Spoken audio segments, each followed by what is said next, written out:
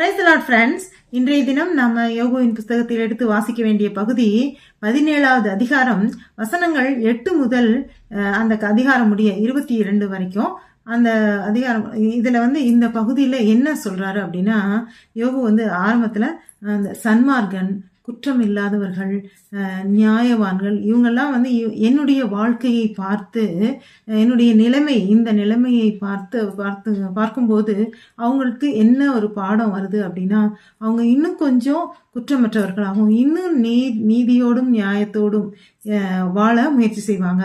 ஏன் அப்படின்னா, நீதி இவன் யோபு சன்மார்க்கன், நீதிமான் அப்படின்னு சொல்லி எல்லாருக்கும் தெரியும்.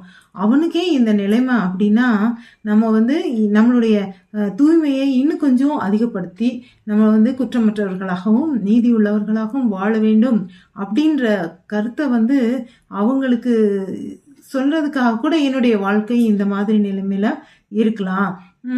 மேலும் நீங்க நீங்க அவங்க ஃப்ரெண்ட்ஸ் எல்லாம் வந்திருக்காங்க இல்லையா, அவங்ககிட்ட சொல்றாரு, நீங்க கிளம்புங்க, அவங்க வீட்டுக்கு போங்க, நான் என்னுடைய நிலைமை இன்னும் தாழ்ந்துதான் போகும், நான் அதை பார்த்துக்கிறேன், என்னுடைய நிலைமை இருள் போல இருக்கிறது அப்படின்னு சொல்லி, என்னுடைய வாழ்க்கை இருளை போலவும் நிழலை போலவும், என்னுடைய வாழ்க்கையில இருக்கிற இருளுக்கு பிறகு வெளிச்சம், வெளிச்சத்திற்கு பிறகு இருள், இந்த மாதிரி சிந்தனைகள் எல்லாம், என்னுடைய எண்ண ஓட்டங்களே எனக்கு ஒரே குழப்பமாக உள்ளது.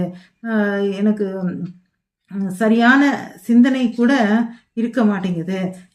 அதனால நான் என்ன பண்ணலாம், இப்படி நான் இது ஃபர்தரா இப்படி சிந்திச்சுக்கிட்டே இருக்கும்போது, சிந்தித்து வெளிச்சத்தை நோக்கி நான் போகணும்னு நினைச்சா கூட நான் பாதாளத்துல தான் என்னுடைய படுக்கையை போட்டு கொண்டிருக்கிறேன். மேலும் அங்கு உள்ள இருள் தான் எனக்கு மேலும் அதிக அளவு சிந்தனையை கொடுக்கிறது. நான் இந்த மாதிரி தான் என்னோட வாழ்க்கை, இனிமே நான் இன்னும் முடிஞ்சு போயிடுவேன். அதனால நீங்க உங்களுடைய இடங்களுக்கு நீங்க கிளம்புங்க, நீங்க எனக்கு ஆறுதல் படுத்தினது போதும், நீங்க கிளம்புங்க அப்படின்னு சொல்லி யோபு இந்த அதிகாரம் முடிக்க சொல்றாரு. இதை கொஞ்சம் வாசிச்சு பாருங்க.